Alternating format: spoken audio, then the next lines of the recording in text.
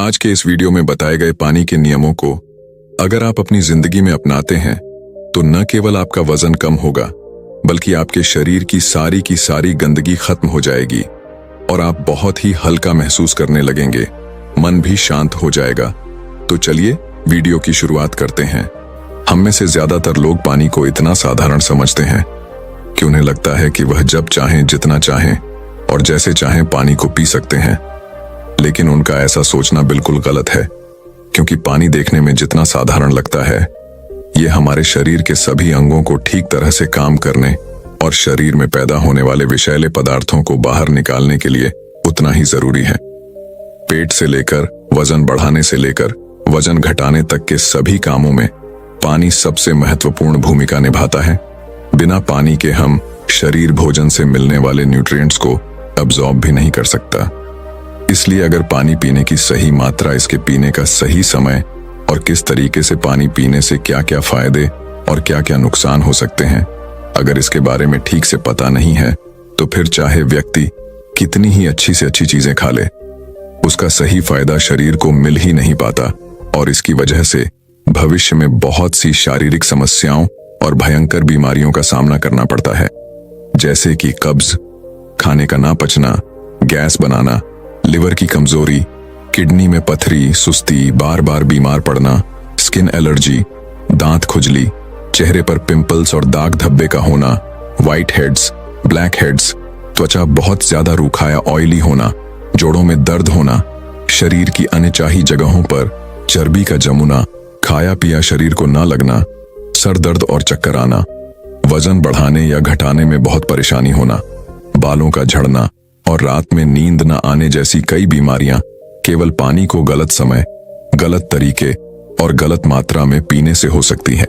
इसीलिए आज के इस वीडियो में हम जानेंगे कि पानी हमारे शरीर में जाकर करता क्या है, पानी कब पीना चाहिए और कब नहीं पीना चाहिए, पानी की सही मात्रा क्या है, यानी एक दिन में कितने ग्लास पानी पीना चाहिए, पानी को कैसे पीना चाहिए, अगर शरीर में पानी की कमी हो रही है तो उसे कैसे पहचानना है, पानी को किस बर्तन में स्टोर करके रखना चाहिए और पानी वजन बढ़ाने या घटाने में कैसे मदद करता है।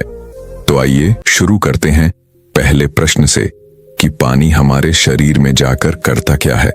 दोस्तों, हमारी शरीर का 60 से 70 हिस्सा पानी से बना है और हमारे शरीर के सभी आंतरिक अंग जैसे पाचन तंत्र, किडनी, लिवर, फेफड़े आदि पानी की मदद से ही अपना काम सही तरीके से कर पाते हैं। इसके अलावा हमारे शरीर में पानी का सबसे अधिक उपयोग शरीर की गंदगी को बाहर निकालने और कोशिकाओं को जिंदा रखने में होता है।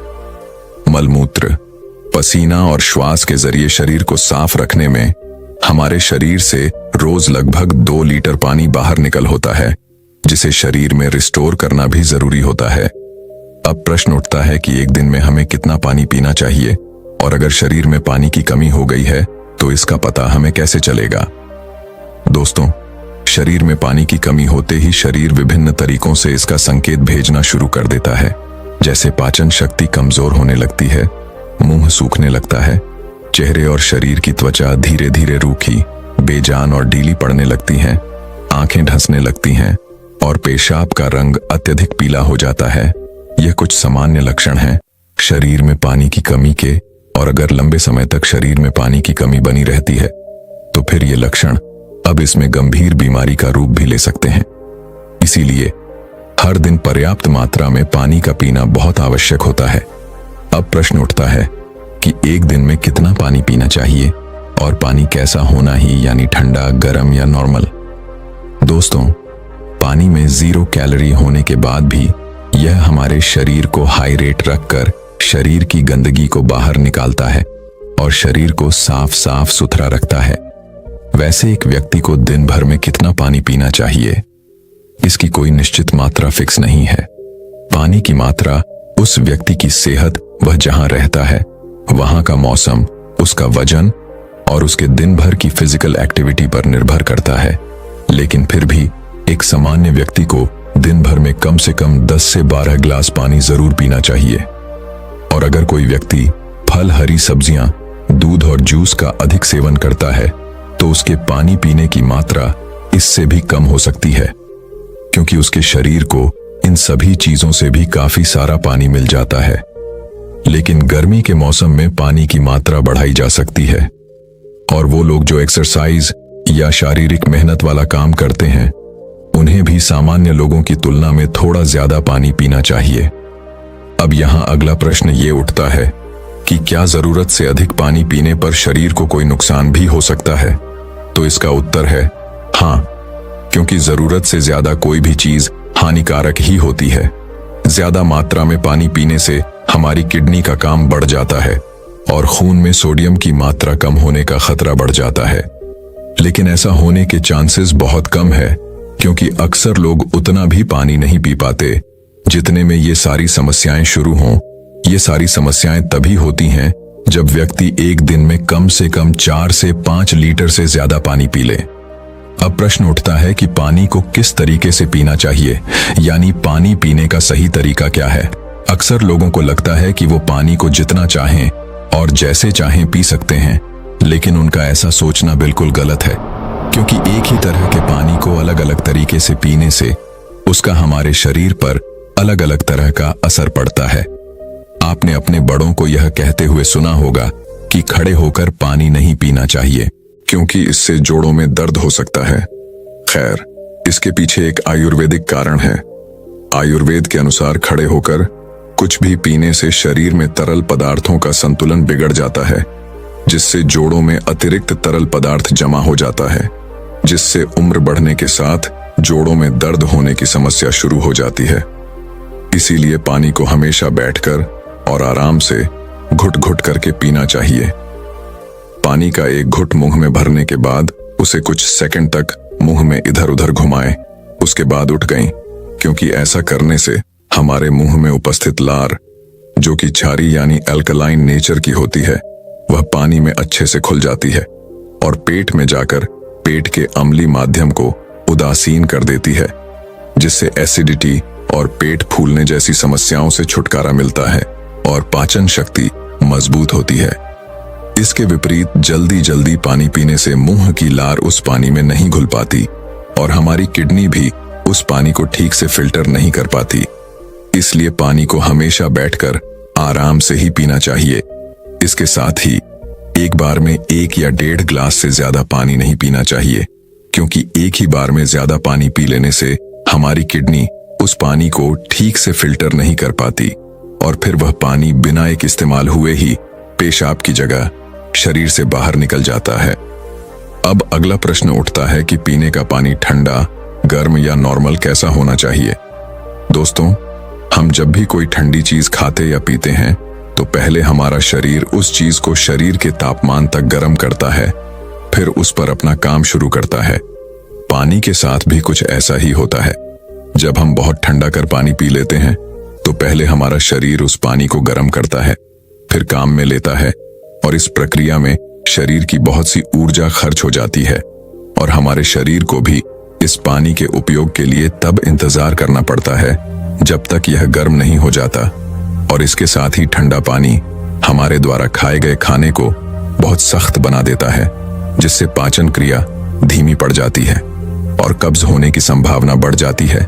इसीलिए पानी हमेशा कमरे के तापमान का या फिर हल्का गर्म ही पीना चाहिए, क्योंकि ऐसे पानी को हमारा शरीर तुरंत काम पर लेता है और हमारे द्वारा खाए गए खाने को तोड़ने में भी हल्का गर्म पानी बहुत मदद करता है, जिससे पाचन शक्ति बढ़ती है और पेट भी खुलकर साफ होता है। अब अगला प्रश्न उठता है कि पानी को कब पीना चाहिए और कब नहीं पीना चाहिए। तो पहले हम यह जान लेते हैं कि पानी को कब कब नहीं पीना चाहिए। पहला, खाना खाने के तुरंत बाद पानी नहीं पीना चाहिए। जैसे ही खाना हमारे पेट में पहुंचता है, उस खाने को पचाने के लिए पेट बहुत से पाचक रस निकालता है। जठर ग्रंथियों से अंग निकलता है, जो कि भोजन को पचाने के लिए बहुत जरूरी है। लेकिन जब हम भोजन के तुरंत बाद पानी पी लेते हैं तो ये सारे पाचक रस और अंगल पानी में घुलकर बहुत पतले हो जाते हैं, जिससे हमारी पाचन क्रिया बहुत धीमी हो जाती है, या यह कहो कि भोजन सही से पचने की बजाय सड़ना शुरू कर देता है।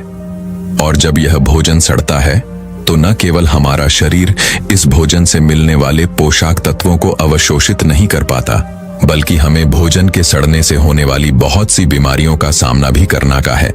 जैसे पेट का फूलना, गैस बनाना, कब्ज का होना, एसिडिटी इत्यादि। आपने बहुत से लोगों को कहते भी सुना होगा कि मैं तो हमेशा अच्छा और हेल्थी खाना ही खाता हूं, लेकिन फिर भी मेरा वजन कम नहीं हो रहा या वजन बढ़ नहीं रहा। तो इसका सबसे बड़ा कारण यही है कि आप खाने के ठीक पहले या खाने के ठीक बाद बहुत सारा पानी पी लेते हैं। खाने के ठीक पहले, खाने के दौरान या खाने के बाद 1 या 2 घूंट पानी पी लेने में कोई बुराई नहीं है, लेकिन यहां 1 या 2 घूंट से मतलब है सिर्फ गले को गीला करने जितना पानी पीना। आयुर्वेद के अनुसार आवर खाना खाने से 40 मिनट पहले और खाना खाने के 1 घंटे बाद आप मन भर कर पानी पी सकते हैं। अगर दोपहर के खाने के बाद आप कुछ पीना ही चाहते हैं तो आप छाछ या मट्ठा पी सकते हैं। दूसरा, रात में सोने से ठीक पहले यह अचानक नींद खुलने पर पानी पीकर सोना। दोस्तों, दिन के समय पानी पीना जितना फायदेमंद होता है, रात में ज्यादा पानी पीना उतना ही नुकसान पहुंचा सकता है, क्योंकि सोते समय हमारा शरीर आराम स्थिति में होता है, यानी वह उतना एक्टिव नहीं होता जितना दिन में होता है।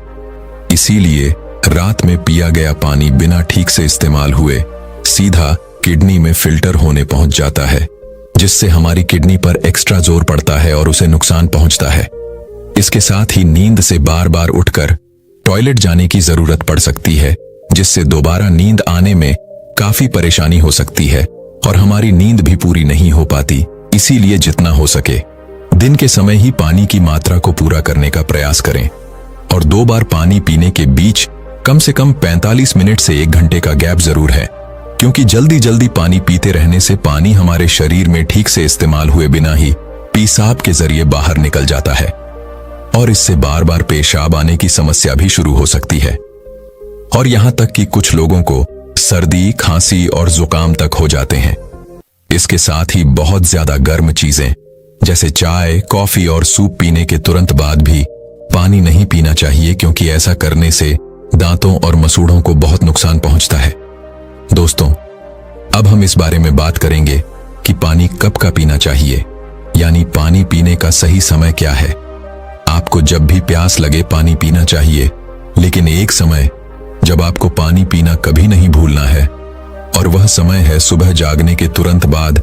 रात भर खाना पचाने की वजह से हमारे पेट और आंतों में बहुत सी गंदगी और जहरीले पदार्थ पैदा हो जाते हैं। लेकिन जब हम सुबह सुबह बिना कुछ खाए पिए खाली पेट 2 से 3 ग्लास पानी पीते हैं, तो हमारे पेट और आंतों की सारी गंदगी मल और मूत्र के माध्यम से शरीर से बाहर निकल जाती है और पेट भी एक बार में अच्छी तरह से साफ हो जाता है। आयुर्वेद में सुबह के मुंह की बासी लार को अमृत तौले कहा गया है। हमारे मुंह की लार, जो कि क्षारी यानी अल्कलाइन होती है, जब वह सुबह सुबह पानी में खुलकर पेट में जाती है तो पेट के एसिडिक मीडियम यानी अम्लीय माध्यम को उदासीन कर देती है, जिससे एसिडिटी, गैस और जलन जैसी समस्याओं से छुटकारा मिल जाता है। अब आखिरी प्रश्न कि पानी को किस बर्तन में स्टोर करके रखना चाहिए। पीने के पानी को आप चांदी, तांबे या कांच के बर्तन में स्टोर करके रख सकते हैं, लेकिन पीने के पानी को कभी भी प्लास्टिक के बर्तन में स्टोर करके ना रखें, क्योंकि प्लास्टिक के बर्तन में रखे हुए पानी में प्लास्टिक के माइक्रो इंग्रेडिएंट खुल जाते हैं, जो कि पानी के साथ हमारे शरीर में पहुंचकर बहुत सी बीमारियों को जन्म दे सकते हैं। आयुर्वेद सलाह देता है कि आपको पानी तांबे या चांदी के बर्तन में रखना चाहिए। चांदी और तांबे के बर्तन में संग्रहित पानी को पीने से शरीर के वात, पित्त और कफ जैसे दोषों को संतुलित करने में मदद मिलती है।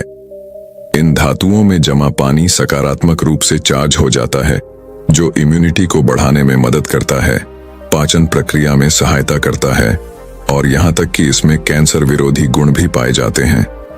मिट्टी के बर्तनों में रखा हुआ पानी भी बहुत फायदेमंद होता है, क्योंकि मिट्टी के बर्तनों में हवा के लिए जगह होती है, जो पानी को घंटों तक ताजा और ठंडा बनाए रखती है। यह पानी एसिडिटी और त्वचा संबंधी समस्याओं को कम करने में मदद करता है।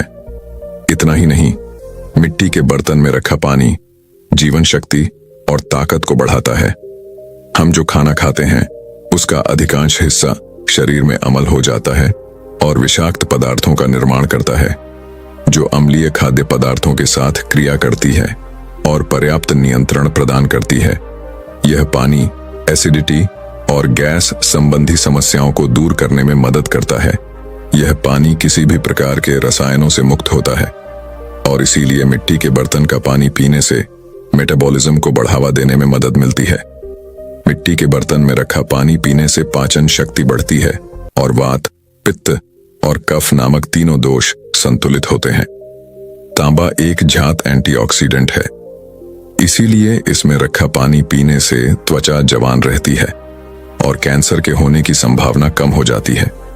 इसके साथ ही वो लोग जो हाई ब्लड प्रेशर और मोटापे से परेशान हैं, तांबे के बर्तन में रखा पानी पीना उनके लिए बहुत ही फायदेमंद साबित हो सकता है, क्योंकि तांबा शरीर की अतिरिक्त चर्बी को पानी में घोलकर वजन कम करने में मदद करता है।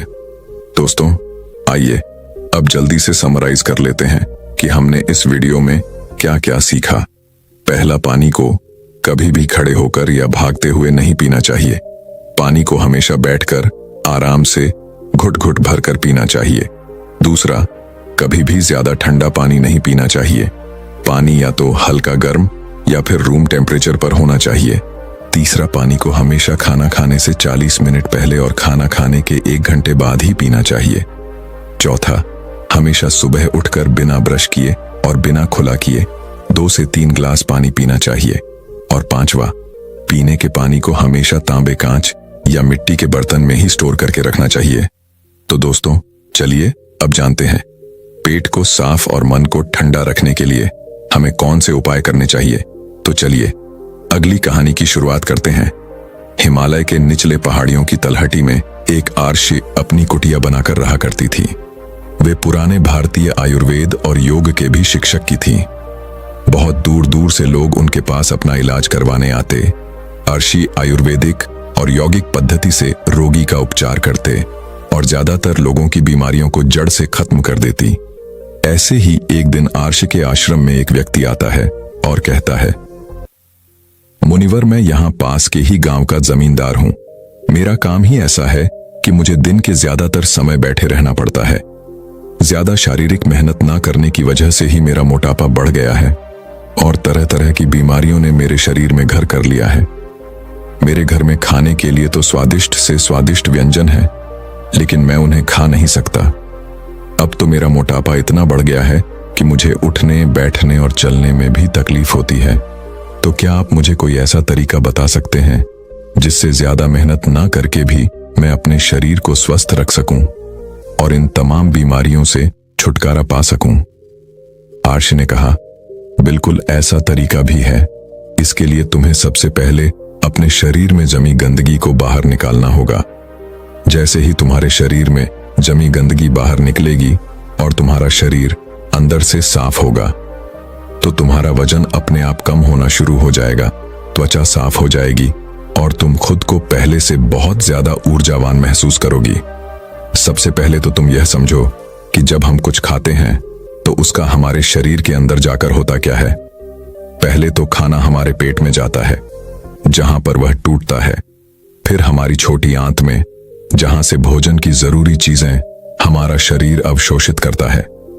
फिर बड़ी आंत से होता हुआ वह मल के रूप में शरीर से बाहर निकल जाता है। लेकिन क्या हर तरह के भोजन को इस चक्र को पूरा करने में एक समान समय लगता है? नहीं, फलों को लगते हैं लगभग 3 घंटे। 1 घंटे हमारे पेट में, 1 घंटे छोटी आंत में और 1 घंटे बड़ी आंत में। इसी अनुपात में सब्जियों को रखते हैं 6 घंटे और मजबूत अनाज जैसे गेहूं, चावल और दानों से बने पदार्थों को यह चक्र पूरा करने में लगते हैं लगभग 18 घंटे। यानी कि जिस भोजन में जितना कम पानी होता है, उस भोजन को शरीर से निकलने में उतना ही ज्यादा समय लगता है। जमींदार ने कहा, मुनिवर, जैसा कि आपने कहा कि अन्न को पूरी तरह से पचाकर शरीर से बाहर निकालने में 18 घंटे का समय लगता है, लेकिन मैं तो दिन में 3-3, 4-4 बार खाता हूं। आर्षी ने कहा, यही तो तुम गलती कर रहे हो। पहले वाला खाना बचा नहीं कि तुमने ऊपर से और डाल दिया। परिणाम स्वरूप पहले वाला खाना अपशिष्ट के रूप में पूरी तरह से निकल ही नहीं पाता। वह अंदर ही अंदर सड़ता रहता है और फंगस और कीड़े पैदा करता है। आर्षी ने जमींदार की तरफ देखते हुए कहा, तुमने लोगों के पेट में कीड़े पड़ने वाली बातें सुनी होंगी। आखिर वह कीड़े आते कहां से हैं? कीड़े, इसी अधपंचे अंदर सड़ रहे खाने से पैदा होते हैं जो कि हमारी आंतों में चिपका रहता है। ये जरूरी नहीं कि कल खाया हुआ भोजन ही तुम्हारी आंतों में गंदगी के रूप में चिपका हो सकता है कि साल भर पहले काव्य भोजन का कुछ हिस्सा तुम्हारी आंतों में गंदगी के रूप में आज भी चिपका हो। कोई भी चीज जो हमें सीधे प्रकृति से नहीं मिल रही है, उसे पचाकर बाहर निकालना शरीर के लिए बहुत मुश्किल होता है, और फिर ऐसा भोजन ही हमारी आंतों में चिपक जाता है और एक मोटी परत बना लेता है। देखो, हम जो भी खाते हैं उसे पचाकर हमारी आंतों की दीवार द्वारा अवशोषित कर लिया जाता है और फिर हमारे रथ में भेज दिया जाता है। लेकिन अगर हमारी आंतों के दीवार में गंदगी जमा है तो फिर भोजन के रस के साथ वह गंदगी भी अवशोषित हो जाती है और हमारे रथ में मिल जाती है, और फिर रथ के द्वारा हमारे शरीर के सभी अंगों तक पहुंचकर उनके काम में बाधा उत्पन्न करती है, और इसी बाधा को हम अलग अलग बीमारी का नाम दे देते हैं। अगर यह गंदगी हमारी त्वचा की परतों के बीच इकट्ठा हो जाती है तो हम कहते हैं कि मोह से यह चरम रोग हो गया। अगर यह गंदगी गांठ बनकर हमारी गुर्दों या पैर के किसी हिस्से में दब जाती है तो हम इसे कहते हैं पथरीली। इसी तरह से मोटापा, अगर तुम्हें वजन कम करना है तो शरीर में से इस गंदगी को निकालना पड़ेगा। अगर यह गंदगी हमारी आंतों में बहुत ही मोटी परत बना लेती है तो हम इसे कहते हैं कब्ज, और कब्ज सभी बीमारियों की जड़ें। इसी प्रकार अगर यह गंदगी हमारी श्वास नली में जम जाती है तो हम इसे कहते हैं अस्थमा। तो असल में कहने का अर्थ यह है कि यह गंदगी ही हमारी सभी बीमारियों की जड़ें, और हम अगर इस गंदगी को शरीर से बाहर निकाल दें तो हम अपनी सभी बीमारियों से छुटकारा पा सकते हैं, क्योंकि जो शरीर अंदर से साफ है उसमें कोई बीमारी हो ही नहीं सकती। आर्शी ने अपने शरीर की तरफ इशारा करते हुए कहा, हमारा यह शरीर इस प्रकृति के सबसे उत्तम, बराबर और कीमती उपहार है। कुछ समय पश्चात हम इस शरीर को मां प्रकृति को वापस लौटा देंगे, तो हम सबकी यह जिम्मेदारी है कि जब तक यह शरीर हमारे पास है हम इसे साफ और स्वस्थ रखिए और इसे वैसे ही वापस लौटाइए जैसा मां प्रकृति ने हमें यह दिया था। आर्शी ने आगे कहा, लाखों सालों से इंसान सीधे प्रकृति से प्राप्त पदार्थों को खाते आए हैं, इसीलिए इंसानी पाचन तंत्र भी इसी के अनुकूल विकसित हुआ है। यानी कि बना तो हमारा शरीर कच्चे प्राकृतिक पदार्थों के लिए था, लेकिन अपने स्वाद के चक्कर में हमने इसमें बहुत सी गंदगी डालनी शुरू कर दी है। तो तुम्हारा पहला काम तो शरीर में जमी इस गंदगी को बाहर निकालना है, और फिर दूसरा काम उसमें सही भोजन डालना है। जमींदार ने कहा, लेकिन मुनिवर, सही से गंदगी को बाहर निकालना कैसे है? आर्शी ने कहा, इसके लिए जो तुम्हें पहला काम करना है वह है रोज 16 घंटे का उपवास। आर्शी ने जमींदार के चेहरे की तरफ देखते हुए कहा, 16 घंटे को उपवास का नाम सुनकर डर मत जाना, तुम ये बहुत आसानी से कर सकते हो। देखो, जो शक्ति हमारे अंदर से गंदगी को निकालेगी, वजन कम करेगी, बीमारी ठीक करेगी, वो हमारे अंदर ही है। वो किसी दवाई या औषधि में नहीं है, और उपवास करके हम उस शक्ति को उसका काम करने का समय देते हैं। देखो, जब किसी व्यक्ति की हड्डी टूटती है तो हम उसे बाहर से बांध देते हैं, उस हड्डी को एक जगह पर स्थिर रखने के लिए, उसे इनाम देने के लिए, और कुछ दिनों बाद वह हड्डी अपने आप ही जुड़ जाती है। ऐसा तो नहीं था कि हमने उस हड्डी को जोड़ने के लिए उस पर कोई दवा लगाई थी। फिर उस हड्डी को जोड़ा किसने? उसे जोड़ती है हमारे अंदर मौजूद प्राण शक्ति। यह प्राण शक्ति बहुत ताकतवर होती है। सोचो, अगर यह प्राण शक्ति हमारी हड्डी जोड़ सकती है तो क्या यह हमारे अंदर की गंदगी को बाहर नहीं निकाल सकती? क्या यह पृथ्वी को नहीं तोड़ सकती? जरूर कर सकती है। जब प्राण शक्ति अपना काम करना शुरू करती है तो यह किसी भी बीमारी को ठीक कर सकती है, फिर चाहे वह बीमारी कहीं भी हो और कितनी पुरानी क्यों ना हो। सबसे पहले तो तुम प्राण शक्ति के काम करने का तरीका समझो। प्राण शक्ति एक समय में केवल एक ही काम को अच्छे तरीके से कर सकती है, या तो भोजन को पचाने का काम, या फिर शरीर की आंतरिक मरम्मत और इलाज का काम। लेकिन दुर्भाग्य से ज्यादातर लोग हर समय खाते ही रहते हैं, और वो इस प्राण शक्ति को अपना दूसरा काम करने का समय नहीं देते, क्योंकि जैसे ही भोजन हमारे अंदर जाता है, प्राण शक्ति उस भोजन को पचाने के काम में लग जाती है। हमने सुबह नाश्ता किया, प्राण शक्ति उसे अच्छे से पचा नहीं पाती कि हमने दोपहर का खाना खाया। खा लिया, वह भी नहीं पचा और हमने शाम को फिर कुछ खा लिया, वो भी नहीं पच पाया और हमने रात का खाना खा लिया। इस तरीके से प्राण शक्ति 24 घंटे और 7 दिन बस खाने को पचाने नहीं लगी रहती है। उसे कभी भी शरीर की बीमारियों का इलाज करने और शरीर में जमी गंदगी को बाहर निकालने का समय नहीं मिल पाता। तो अगर हम चाहते हैं कि प्राण शक्ति हमारे शरीर पर भी अपना काम कर सके, तो हमें रोज कुछ समय के लिए उसे भोजन को पचाने के काम से मुक्त रखना होगा। और ऐसा हम कर सकते हैं 16 घंटे उपवास रखकर। अगर तुम रात को 8 बजे अपना खाना खाते हो तो कोशिश करो कि सुबह 12 बजे तक कुछ भी ना खाओ। अगर तुम सुबह 12 बजे तक भूखे नहीं रह सकती तो तुम सुबह नाश्ते में कोई जूस या नारियल पानी पी सकते हो। अगर तुम्हारा काम ऐसा है कि तुम्हें 12 बजे के पहले भोजन करना ही पड़ता है तो तुम रात में जल्दी भोजन कर सकते हो, जैसे कि शाम को 6 बजे। फिर तुम सुबह 10 बजे के बाद अपना भोजन कर सकते हो। तुमने सुना होगा कि हमारे पूर्वज अपना रात का भोजन सूरज डूबने से पहले ही कर लेते थे। वो ऐसा इसलिए करते थे ताकि भोजन को पचाने के बाद प्राण शक्ति को कुछ समय शरीर के उपचार के लिए भी मिल जाएगी। मान लो तुम शाम को 6 बजे अपना भोजन कर लेते हो और अगर तुम्हारा भोजन हल्का है तो यह रात को 2 बजे तक आसानी से पच जाएगा। उसके बाद रात को 2 बजे से सुबह 10 बजे तक यानी 8 घंटे का समय प्राण शक्ति को खाली मिलेगा। अगर 30 दिनों तक इस नियम का पालन करते हो तो यह समय हो जाएगा 240 घंटे और 1 साल में यह समय बढ़कर हो जाएगा 2880 घंटे, यानी 1 साल में प्राण शक्ति को 2880 घंटे का समय मिल जाएगा हमारे शरीर का उपचार व आंतरिक मरम्मत करने का। इस 2880 घंटे में प्राण शक्ति हमारी आंतों में जमा गंदगी को बाहर निकालेगी, रक्त को साफ करेगी और श्वसन नली में जमी गंदगी को बाहर निकालेगी। इतने समय में प्राण शक्ति किसी भी गंदगी और किसी भी बीमारी को शरीर से बाहर निकाल सकती है। लेकिन आजकल लोगों को लगता है कि अगर वह उपवास करेंगी तो वह कमजोर पड़ जाएंगे, लेकिन ऐसा नहीं है। हजारों साल पहले हमारे पूर्वजों के पास भोजन की कोई निरंतरता नहीं होती थी। कई बार तो उन्हें कई दिनों तक भूखे रहना पड़ता था। तो यह इंसानी शरीर विकसित ही ऐसे हुआ है कि इसे समय समय पर उपवास करने की आदत है। अजीब बात तो यह है कि हम हर समय कुछ ना कुछ खाते ही रहें। हमारे कुछ बुद्धिजीवी पूर्वज इस बात को समझते थे कि अगर किसी व्यक्ति को उपवास करने के लिए कहा जाएगा तो वह नहीं करेगा। इसीलिए उन्होंने उपवास को हमारे धर्मों के नाम पर किताबों में इसे जोड़ दिया है ताकि लोग समय समय पर उपवास करते रहें। उपवास के दौरान हमारी प्राण शक्ति शरीर के हर अंग की गहराई तक पहुंचकर वहां जमी गंदी को मलमूत्र, कफ और पसीने की मदद से शरीर के बाहर निकाल देती है। आर्शी ने जमींदार से कहा, एक बात का हमेशा ध्यान रखना कि रात का भोजन हमेशा हल्का होना चाहिए और अगर तुम अभी से 16 घंटे का उपवास नहीं कर सकते तो तुम 14 घंटे से शुरुआत करो और इसे धीरे धीरे 16 घंटे तक ले जाओ। पहले तो यह तुम्हें मुश्किल लगेगा, फिर धीरे धीरे यह तुम्हारी आदत का हिस्सा बन जाएगा।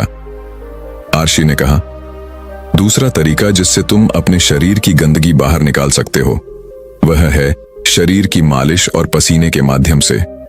जब हम कम से कम हफ्ते में 3 बार तेल से अपने शरीर की अच्छी तरह मालिश करते हैं तो इससे हमारे रक्त की गति तेज होती है और यह गतिशील रक्त अपने साथ नसों में जमी गंदगी को बहाकर गुरु तक ले जाता है, जहां से इस गंदगी को मलमूत्र के द्वारा शरीर के बाहर निकाल दिया जाता है।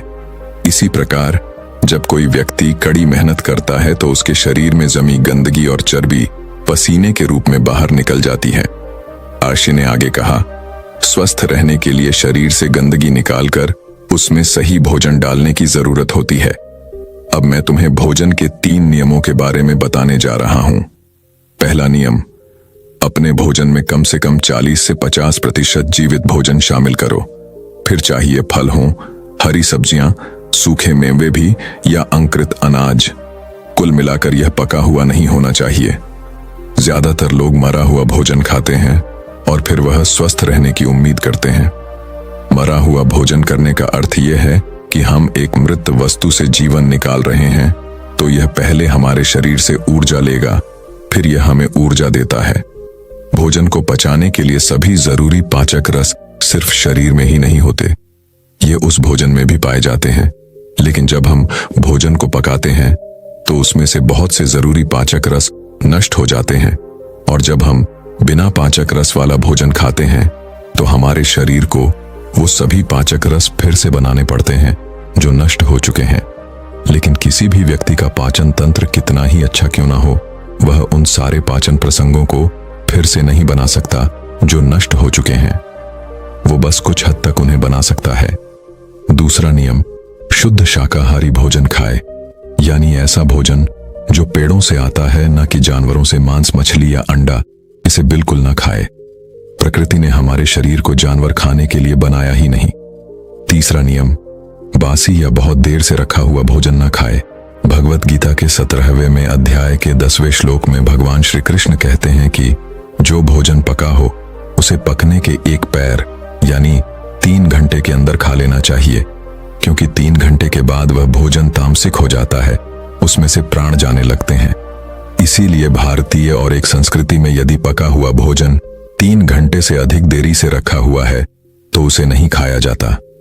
हमारे पूर्वज भी इसी नियम का पालन करते थे, इसीलिए भोजन चूल्हे से सीधे उनके थाली में आता था।